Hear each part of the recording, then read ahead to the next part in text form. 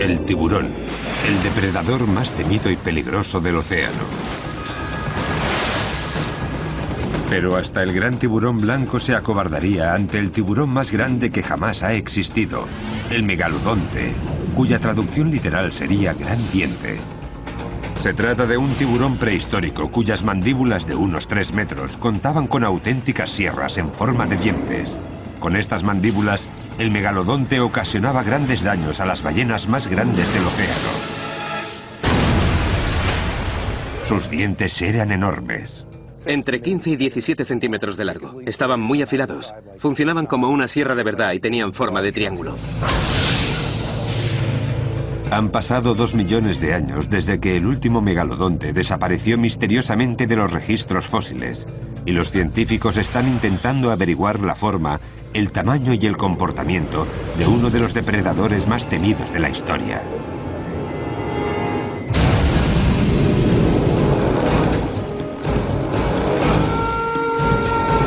Depredadores prehistóricos, tiburón monstruoso. El 70% de la superficie terrestre está cubierta de agua. Quizá por eso fue precisamente en el agua donde aparecieron las primeras criaturas vivientes. Algunas de ellas eran grandes depredadores marinos. El calamar gigante, la pastinaca, los odontocetos y otros depredadores igualmente peligrosos vagaron por el mar durante mucho tiempo. Y 300 millones de años antes de que el primer tiranosaurio rex diera su primer mordisco, un superdepredador acechaba ya las profundidades marinas, el tiburón.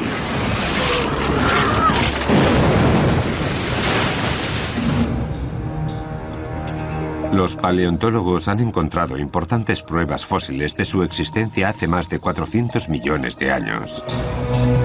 Y durante todo este tiempo, sus características biológicas no han variado mucho. Si vieras un tiburón de hace más de 350 millones de años, sabrías de inmediato que se trata de un tiburón. Puede que presente algunas diferencias con la idea general que tenemos hoy en día del aspecto de un tiburón, pero no tendrías ninguna duda de que lo que tienes frente a ti es un tiburón. Aunque muchos de estos tiburones prehistóricos ya se han extinguido, el gran tiburón blanco sigue deambulando por los océanos más de 10 millones de años después de su aparición. Es el último gran depredador marino.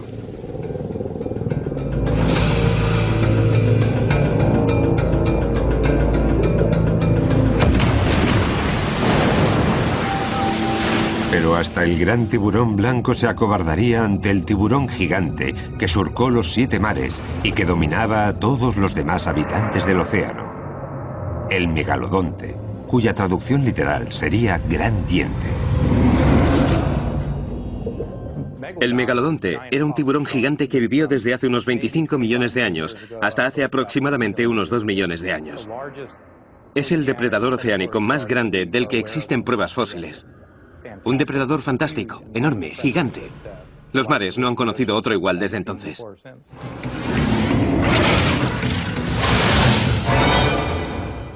Fue uno de los depredadores más feroces de todos los tiempos. Sus dientes estaban perfectamente afilados y alineados, y su tamaño igualaba al de un gran autobús. Fue el último gran depredador. Nunca otro depredador había sido tan feroz en vida y dejado tan poco rastro tras su muerte. Es una auténtica historia de detectives. Aún no sabemos exactamente qué aspecto tenía el megalodonte. Su apariencia y sus técnicas de caza son solo conjeturas. Para resolver esta clase de misterios, los científicos se valen de pruebas fósiles. Pero en el caso del megalodonte, no existen esqueletos que puedan estudiar, lo que constituye un reto aún mayor para los investigadores. Todas las criaturas, ya sean marinas o terrestres, empiezan a descomponerse en el momento en que se mueren. De aquellas que poseen esqueleto, en un periodo muy corto de tiempo solo quedarán los huesos. Pero en cuanto al megalodonte, hay un pequeño problema, que el esqueleto de los tiburones es, casi en su totalidad, cartilaginoso. Por eso no abundan los restos fosilizados que puedan ser de ayuda a los científicos para determinar el tamaño y la forma de este pez gigante. El cartílago, maleable y ligero, es como la madera de balsa del cuerpo. Pero una vez expuesto al agua salada, a la arena y sobre todo a las bacterias, el esqueleto del megalodonte presenta muy poca resistencia. El cartílago es este material de color amarronado. Es el elemento flexible de un esqueleto cartilaginoso.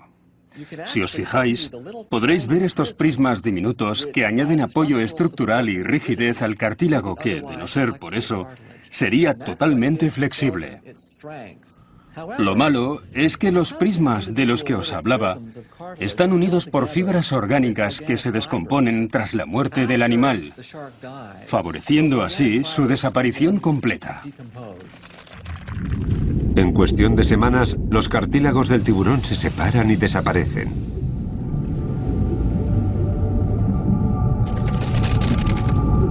Los dientes, que están recubiertos de un esmalte especial, son una de las dos partes que sobreviven del esqueleto.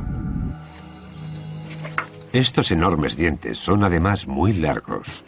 Los científicos los usan como bloques de cemento para reconstruir al monstruo marino. Las otras partes fósiles que se han recuperado pertenecen a pequeños huesos de la columna vertebral. Los acantilados de Culver junto con la bahía de Chesapeake en Maryland son célebres por haber albergado fósiles de estos tiburones prehistóricos. Stephen Godfrey lleva más de 10 años buscando restos en esta zona. En todo ese tiempo no ha encontrado ni un solo diente de megalodonte. Es genial cuando baja la marea. Con la ayuda de Breton Kent, Stephen rastrea la zona en busca de pistas fósiles. Un diente de tiburón, uno pequeño. Sí, Y aquí hay algunos huesecillos. parecen los de un tiburón de unos 3,5 metros. Hemos perdido el origen, pero tenemos una joyita. ¡Mira esto! Minutos después de comenzar la inspección de los acantilados, Stephen ve algo a 1 metro de altura. Nunca me había pasado nada igual. ¿Megalodonte? Vaya, no es que sea enorme, pero está en muy buenas condiciones y estaba justo aquí. Es genial. Se ven perfectamente los bordes dentados. Es perfecto, mira. Realmente perfecto. Mira esto. Vaya, es increíble. Increíble. Justo el día que las cámaras los acompañan a buscar fósiles, Stephen consigue extraer un diente de megalodonte de más de 10 o 12 millones de años de la pared de un acantilado. Fíjate en el lateral. Está perfecto. Está en unas condiciones maravillosas. Fíjate, es precioso. La verdad es que es genial. Está muy bien. Lo más interesante de este diente es que hay una hendidura de compresión en la punta. Este tipo de fracturas se deben a un mordisco que el animal quiso pegar a algo duro, como un hueso. Lo raro es que este se conserve tan bien porque normalmente en esos casos la punta del diente se deshace por completo. Era algo muy común en los megalodontes.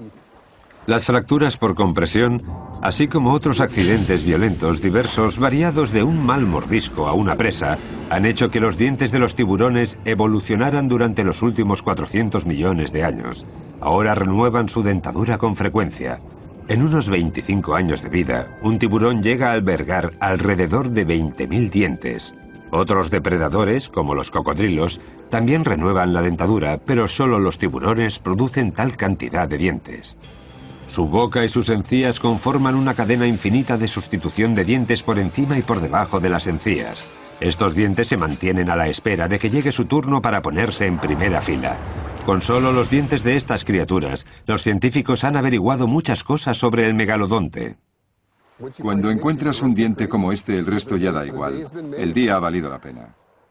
Cierto. A medida que se fueron acumulando dientes de megalodonte en diversos museos de todo el mundo, en los últimos siglos ha ido aumentando también el interés por esta criatura. En 1909, ictiólogos y paleontólogos del Museo Estadounidense de Historia Natural de Nueva York trabajaron conjuntamente para reproducir lo que ellos creían había sido la mandíbula del último megalodonte. El resultado final causó una gran sensación y mostraba una inmensa mandíbula de unos 3 metros de altura de aterradores dientes extremadamente afilados. Sin embargo, aquella reconstrucción presenta graves errores que los paleontólogos siguen intentando subsanar aún hoy. El zoólogo y coleccionista de tiburones Gordon Hubel lleva 4 décadas dedicándose al estudio de los dientes y mandíbulas de los tiburones. A principios de 1900, cuando reconstruyeron la gran mandíbula del megalodonte, Además de tener problemas con la sujeción de los dientes en la estructura, no sabían la distribución dental del tiburón. Desconocían cómo debían estar colocados esos dientes y lo hicieron un poco al azar. Al construir la estructura, los científicos utilizaron los dientes más grandes de todos los restos fósiles que se habían encontrado en todo el mundo, y las dimensiones finales así lo reflejaron. La mandíbula era enorme. Aquel intento por mostrar a un antiguo habitante del planeta despertó la curiosidad de muchos. ¿Todos los dientes, tanto los de delante como los de atrás, eran así de grandes? Tampoco parecía real que un solo animal pudiera presentar tantos dientes en la boca.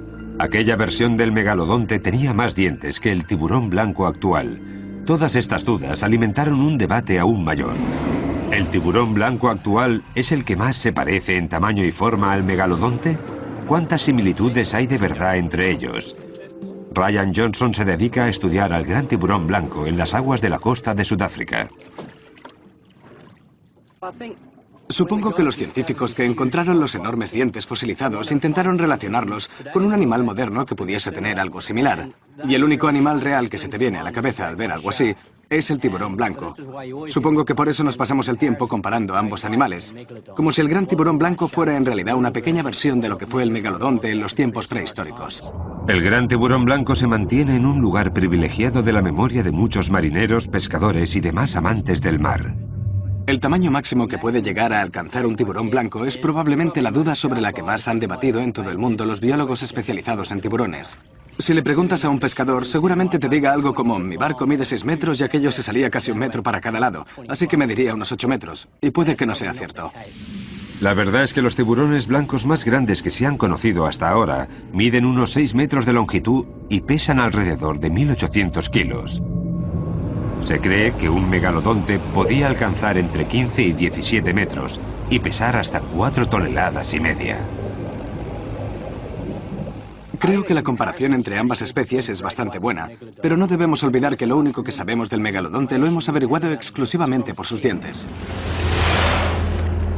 En mi opinión, la similitud principal entre los dientes del megalodonte y los del tiburón blanco no es tanto el tamaño, sino los bordes dentados en forma triangular, lo que nos muestra de inmediato que ambos tiburones no tragaban a sus presas de un solo bocado, sino que los desgarraban a bocados, y la presa tenía que ser muy grande.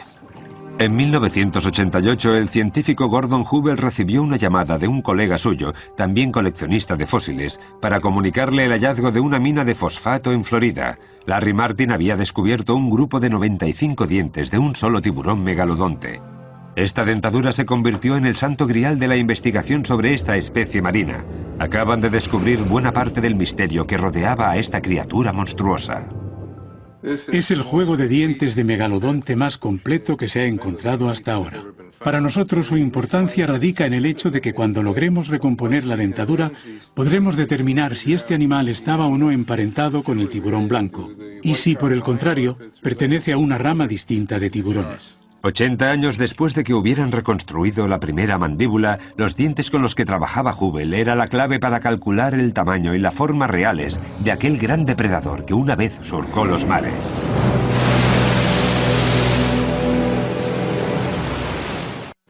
El megalodonte, un depredador implacable que surcó los mares durante 20 millones de años y del que no quedan más que sus dientes y unas cuantas vértebras desparramadas. En 1988, Gordon Hubel ayudó a identificar el juego de dientes más completo de un megalodonte, pero ¿cómo encajaban todos esos dientes dentro de una sola mandíbula? Gordon no sabía qué contestar. Supuso 10 años de frustración, porque por aquel entonces no sabíamos qué apariencia tenía la dentadura de un megalodonte.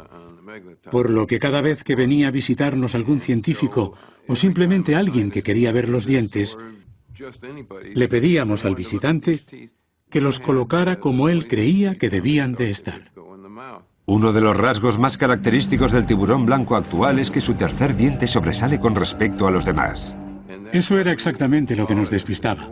Al final nos dimos cuenta de que el megalodonte pertenecía a una línea evolutiva totalmente distinta y de que no tenía ese tercer diente prominente, ese diente un poco inclinado, sino que ese diente en cuestión no se diferencia casi nada de los demás frontales.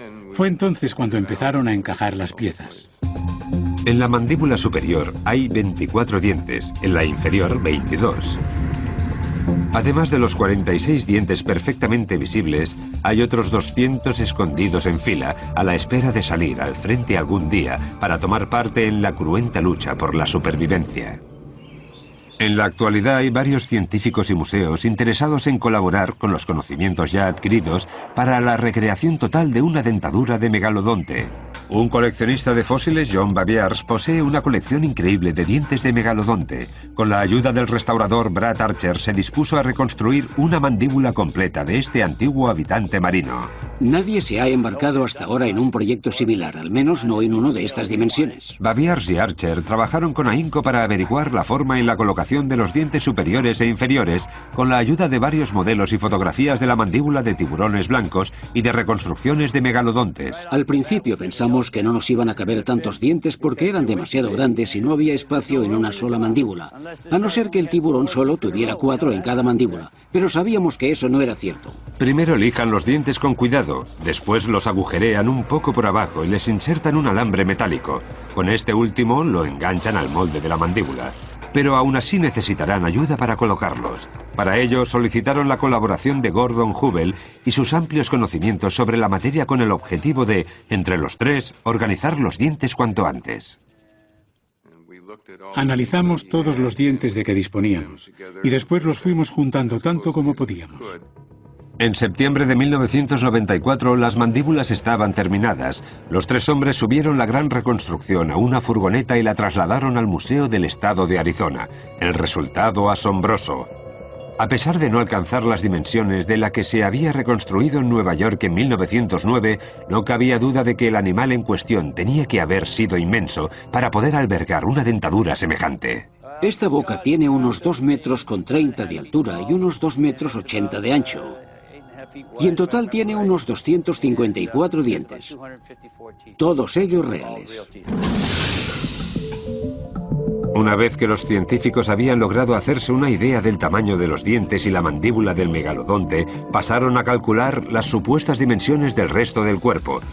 El esqueleto que se encuentra en el Museo Marítimo Calvert refleja la estructura que debería poseer un megalodonte para poder soportar unas mandíbulas como las que hemos visto.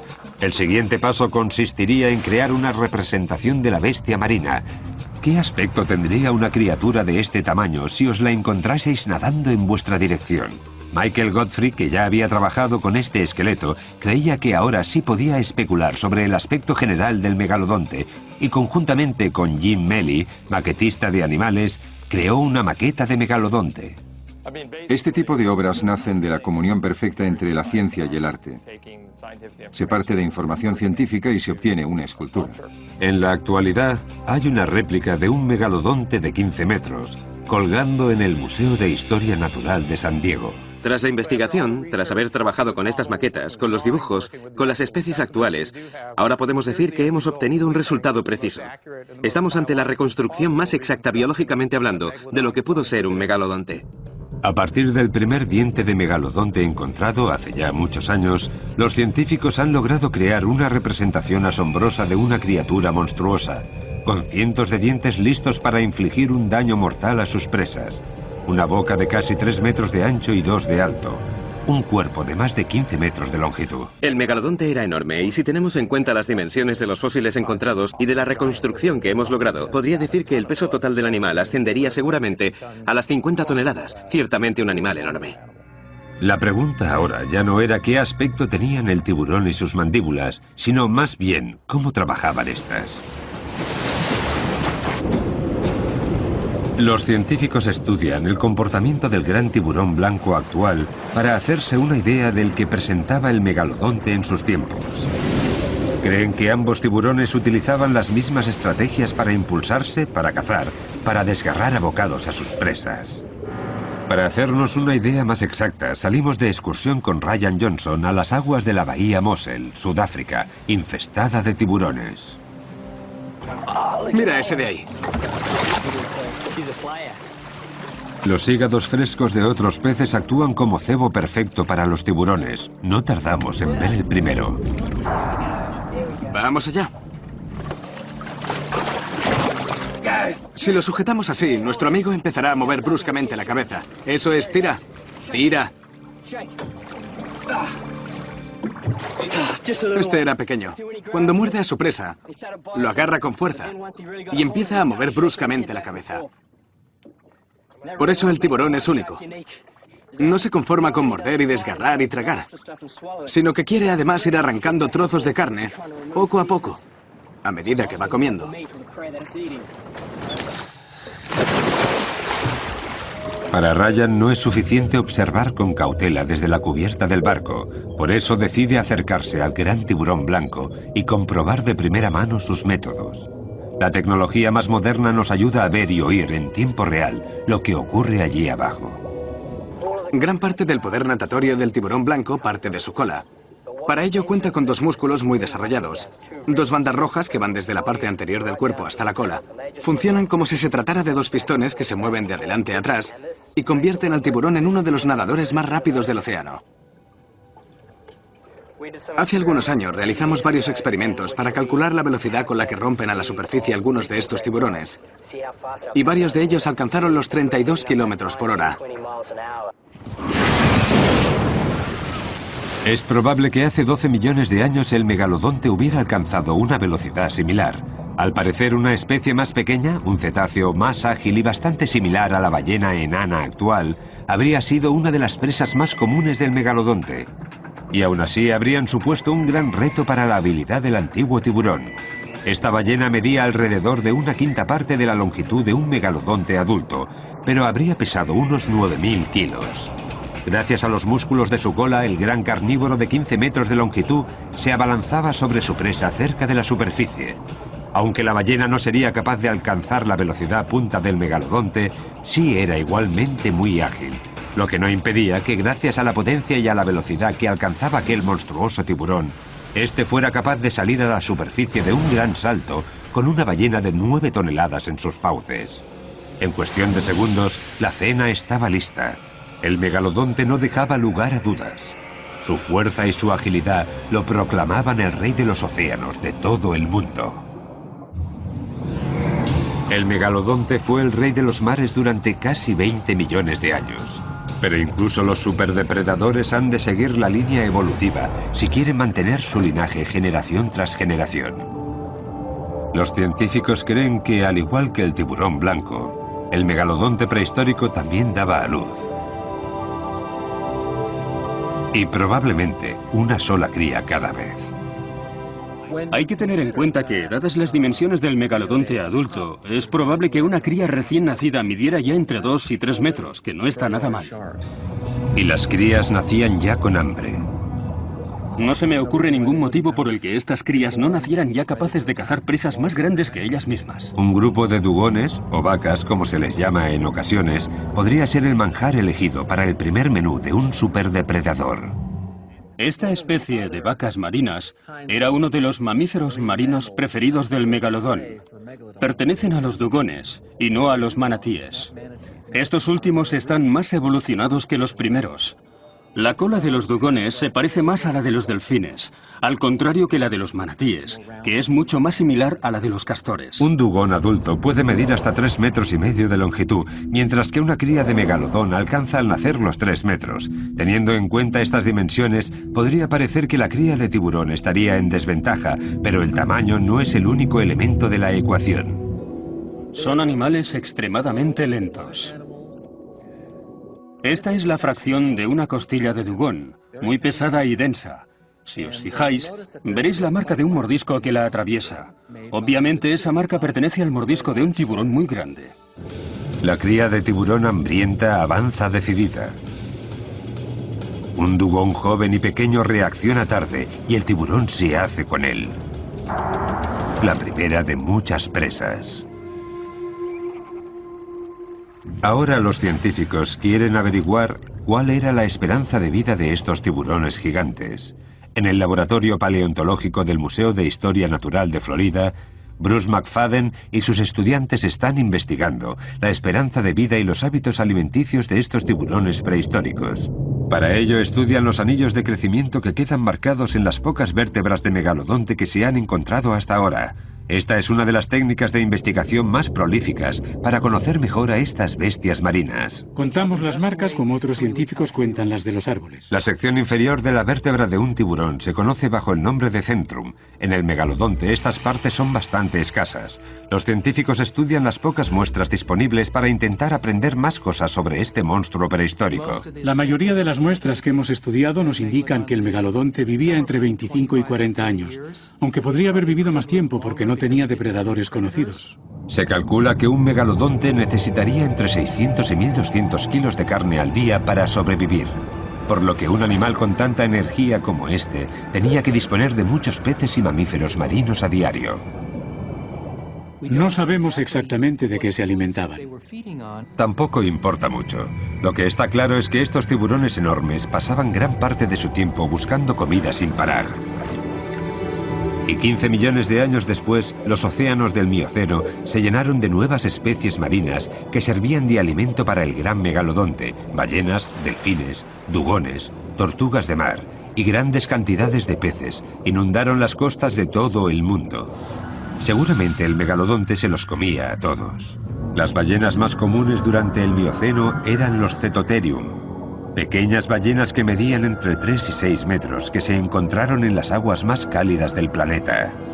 Estas ballenas se alimentaban de plancton, crustáceos y otros peces diminutos. Eran muy rápidas y ágiles, a pesar de su nada despreciable peso, entre 9 y 18 toneladas. Al igual que los dugones, estos tranquilos mamíferos eran presa fácil del hambriento megalodonte. Sin embargo, Stephen Godfrey posee un hueso de ballena que podría demostrar que el megalodonte no siempre conseguía su presa. Por desgracia, la superficie del hueso se ha desgastado y ya no podremos desvelar el secreto de lo ocurrido en aquel ataque fallido. Ponlo sobre la mesa. ¿Quieres que lo escanee todo o solo lo importante? Un TAC de lo más moderno podría ayudar. Stephen se vale de la tecnología actual para investigar lo ocurrido hace más de 12 millones de años, y gracias a ella logra comprobar la gran herida que sufrió aquella antigua ballena. Hay una fractura por compresión que recorre toda la vértebra. Según Stephen, la pequeña ballena fue víctima del ataque de un gran megalodonte. A juzgar por la forma de esta vértebra, creo que un ejemplar enorme de megalodonte golpeó a la ballena. Mi teoría es que el fuerte impacto obligó a la vértebra a doblarse hasta que no pudo más y se fracturó. Pero las marcas que hemos podido analizar nos indican que a pesar del fuerte golpe y de la presión que sufrieron las vértebras, la ballena sobrevivió. Es la historia de una oportunidad perdida por parte del megalodonte, pero también la de una ballena que pudo luchar por su vida. Quizá aquella vez el megalodonte acechaba a un grupo de ballenas que nadaban tranquilamente, ejemplares adultos que medían unos 6 metros y que podían pesar hasta 1800 kilos. El tiburón se situó por debajo de ellas para tenderles una emboscada.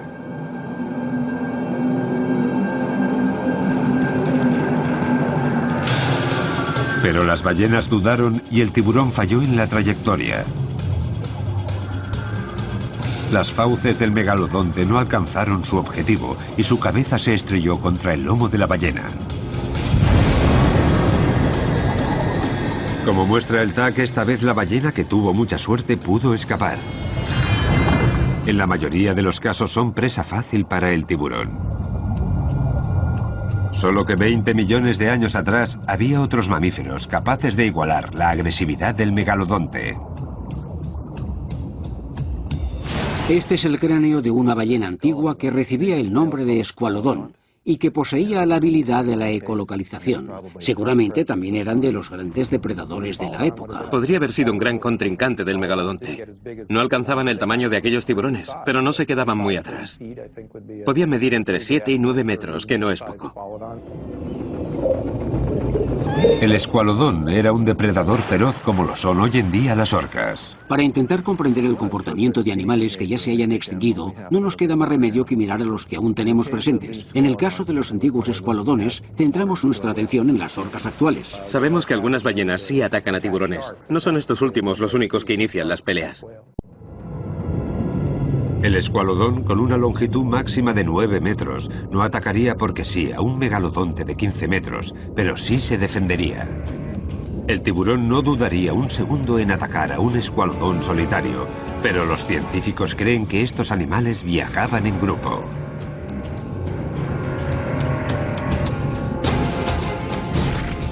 Como el escualodón era un animal que tenía una gran dentadura, seguramente fuese un animal de gran inteligencia. El megalodonte no tanto. La capacidad de pensar y razonar en los tiburones no está tan desarrollada como en los mamíferos marinos. Incluso un animal tan grande como el megalodonte sentiría un golpe como este.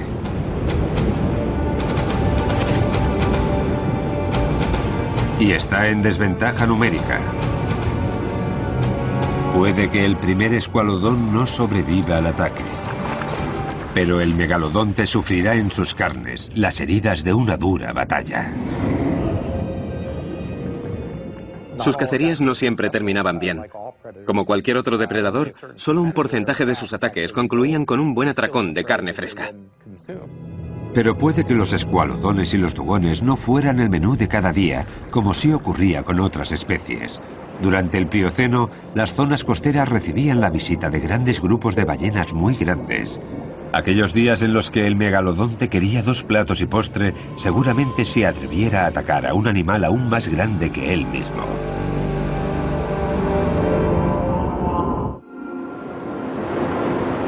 La ballena azul actual es un animal inmenso. Normalmente no se deja fotografiar y solo se las ve por casualidad. Estas ballenas recuerdan a sus majestuosas e igualmente escurridizas antepasadas, que hace 5 millones de años habrían sido tan impresionantes o más que los mismísimos megalodontes. Me hago una idea de su aspecto siguiendo los patrones actuales de la ballena azul, entre otras. Seguramente aquellos animales también vivían cerca de la costa. Seguramente también fueron migratorios y seguramente tuvieran un color grisáceo por el lomo y más oscuro por debajo. Sabemos que los misticetos pueden llegar a medir entre 22 y 24 metros, por lo que calculamos que podrían pesar tranquilamente 80 toneladas. Tenemos fragmentos de 4 o 5 especies. Este parece una buena muestra. Lawrence Barnes y sus compañeros han descubierto numerosos huesos de ballena en las últimas décadas. Uno de los descubrimientos más asombrosos fue el de una ballena cerca de Santa Bárbara, porque tenía un trozo de diente de tiburón incrustado en su maxilar. Se trataba de un ejemplar que podría haber medido entre 3 y 9 metros más que el megalodonte y que podría haber pesado 22.000 kilos más que el ya monstruoso tiburón. Pero cazar a una presa mayor en tamaño tenía como recompensa un mayor manjar. Una ballena de este tamaño tiene muchas más capas de grasa. Un megalodonte necesitaría su tamaño, su volumen y sus grandes dientes cerrados para poder derrotar a su oponente. La clave está en un buen mordisco inicial. ¿Cuál era la fuerza real de la mordedura de un megalodonte? En la Universidad de Nueva Gales del Sur, en Australia, Stephen Rowe utiliza la tecnología más moderna para intentar comprender los mecanismos craneales a la hora de morder en animales actuales y prehistóricos. Para ello tiene en cuenta la presión que ejercen las mandíbulas sobre la presa al hincar el diente. Lo que genera la fuerza al morder son precisamente los músculos de la mandíbula. Esto que veis aquí es un sencillo sistema de palancas. Si ejercemos fuerza en uno de los extremos de la palanca, obtendremos una respuesta del otro extremo de la misma. El proceso que sigue Stephen Rowe para averiguar la fuerza que aplica un tiburón al morder a su presa comienza con la tarea titánica de realizar varios tags a la cabeza de un tiburón. Primero creé una maqueta de la superficie y a partir de eso pude construir una maqueta más sólida y tridimensional. A partir de esa maqueta de ingeniería, Stephen Rowe ha calculado el potencial máximo que tiene un tiburón blanco actual al morder. Los resultados muestran que un gran tiburón blanco podría ejercer una fuerza equivalente a casi 17.800 newtons. Los ejemplares más grandes de estos depredadores alcanzan máximos en cuanto a lo que respecta al resto de habitantes del planeta. Con los datos que ha obtenido Stephen sobre la fuerza que ejerce un tiburón blanco por centímetro, ahora podrán extrapolar los resultados y calcular aproximadamente la que ejercería en sus tiempos un megalodonte adulto. Si consideramos los valores máximos de masa corporal que supuestamente podría alcanzar un megalodonte, hablaríamos de una fuerza aproximada de casi 178.000 newtons, una cantidad descomunal. Con una fuerza como esa podría atravesar sin problemas hasta un camión de un solo bocado.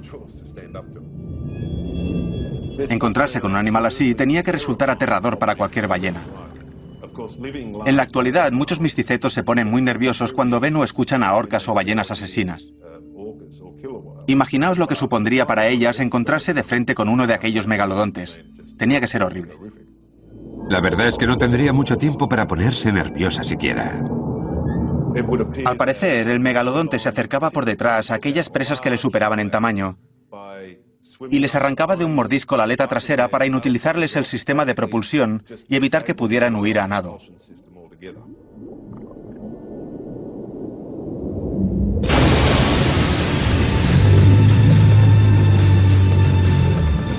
La ballena moriría irremediablemente. Se desangraría porque el mordisco le habría roto una arteria. Pero el megalodonte no tiene brazos con los que agarrar a su presa. ¿Cómo hacía para quedarse con una presa de 68.000 kilos sin antes desgarrarle el estómago o la garganta? En la Universidad de Wright, en Ohio, el paleontólogo Chuck Ciampaglio ha realizado un experimento que demuestra el potencial de un megalodonte cuando atacaba a presas más grandes que él. Un molde de gelatina muy densa hará el papel de carne de ballena. La pieza central de la demostración es un juego de mandíbulas de megalodonte que, según Chuck, simula el movimiento tan peculiar de las mandíbulas de este animal. Estas mandíbulas son muy interesantes porque no solo son capaces de abrirse y cerrarse, sino que también pueden moverse de adelante a atrás, como en el caso de los lámnidos actuales. Y seguro que el megalodonte también lo hacía. Las mandíbulas de metal están sujetas a una mesa y en vez de ser estas las que atacan el molde, el efecto mordisco se lleva a cabo situando el molde gelatinoso en el interior de la boca. El tiburón emplea los dientes inferiores para iniciar el ataque y sujetar con fuerza a su presa. Vemos cómo los dientes inferiores se clavan unos 7 centímetros. De este modo, la presa queda bien sujeta para que los dientes superiores procedan a morder. La mandíbula superior se deja caer sobre la presa con toda la potencia de unos dientes bien afilados. Será entonces cuando el megalodonte empujaba de un lado a otro la cabeza para desgarrar mejor a la víctima. La mandíbula inferior sigue anclada en el molde que hace de presa mientras la singular mandíbula superior, con esa habilidad que la hace única para poder moverse, de algún modo independientemente del resto, sigue mordiendo, desgarrando a su presa y engullendo bocado a bocado. En estos momentos la presa está gravemente herida. Los dientes han logrado incrustarse en la carne de la víctima y desgarrarla casi por completo. Si se tratara de un tiburón real, este trozo de carne se esparciría en ambas direcciones debido al tamaño de las mandíbulas y 40 dientes se clavarían en ella. Las mandíbulas mecánicas no dejan lugar a dudas. La combinación de una dentadura poderosa y un mecanismo único para cortar resulta mortal. Y las ballenas de Santa Bárbara lo vivieron en sus propias carnes. En cuestión de minutos, estas ballenas se habrían convertido en un cadáver flotante en dirección al sur de la costa californiana. Un día más, el megalodonte había encontrado un buen y suculento manjar. Pero por desgracia para él, en el Plioceno la temperatura del agua empezó a descender considerablemente. Con ello, el número de ballenas también, y el reinado del megalodonte como el superdepredador más peligroso de todos los tiempos empezó a peligrar. El megalodonte desapareció durante el Pleistoceno, hace unos 2 millones de años. Los científicos no están muy seguros aún de por qué el depredador número 1 de la lista llegó a su fin tan rápido. La extinción ha sido siempre uno de los temas que más nos ha fascinado. No solo nos llama la atención cómo viven las demás especies del planeta, sino también cómo mueren y cuándo y por qué desaparecieron. Solemos asumir que la culpa de que una especie se extinga es del propio animal que desaparece, o bien porque no logró adaptarse a los cambios, o bien por alguna otra razón negativa. Pero no siempre es así. Obviamente todos queremos alargar nuestra existencia. ¿Qué le ocurrió finalmente al gran tiburón? ¿Puede que surgiera otro superdepredador como las orcas que pudiera con el megalodonte? También existe la posibilidad de que el culpable fuera un cambio climático. Los científicos se han percatado de que en los últimos 6 millones de años no solo han desaparecido especies como el megalodonte, sino que además la temperatura de los océanos ha descendido considerablemente, lo que podría haber afectado negativamente a un tiburón que estaba muy acostumbrado a moverse en aguas cálidas. Los paleontólogos saben también que durante el Mioceno la población de ballenas desapareció paulatinamente para ir dando paso a especies de ballenas más grandes, ballenas que podrían haber migrado al norte en busca de aguas más frías. Una de las posibles causas de la extinción del megalodonte podría haber sido el hecho de que las ballenas empezaran a migrar para pasar el verano en zonas más frías, dificultando la alimentación de los tiburones de entonces. A mediados del Plioceno, y al no tener acceso a presas grandes durante todo el año, el megalodonte podría haber empezado a sentir mucha hambre. Al desaparecer casi 3/4 partes de las especies de ballenas existentes en aquel momento, desapareció también la mayor fuente de alimento del megalodonte. El gran tiburón empezó a sentirse desesperado para encontrar comida. El canibalismo es siempre una posibilidad en animales de estas dimensiones y podría haberse acentuado a medida que el alimento escaseaba. Algunos científicos han encontrado dientes de ejemplares pequeños de megalodonte junto a restos de otros mamíferos marinos que solían ser presa del gran tiburón. Se especula que las crías de megalodonte se convertían en ocasiones en presa de los adultos hambrientos de su misma especie. El cierre del estrecho entre las Américas pudo haber afectado también a los patrones migratorios de algunas especies. La desaparición del paso entre América Central y Sudamérica y su relación con cambios en el comportamiento de algunas especies ha estado siempre presente en las investigaciones científicas. Estudiamos especies modernas como el cachalote, entre otras, porque habitan tanto el Atlántico como el Pacífico. Y la pregunta es, ¿emigran de un lado a otro del continente sudamericano o evolucionan muy lentamente? No se sabe con certeza si el cierre del Istmo de Panamá afectó o no al megalodonte. Los científicos aún siguen buscando pistas sobre este animal y su desaparición en estudios realizados al gran tiburón blanco.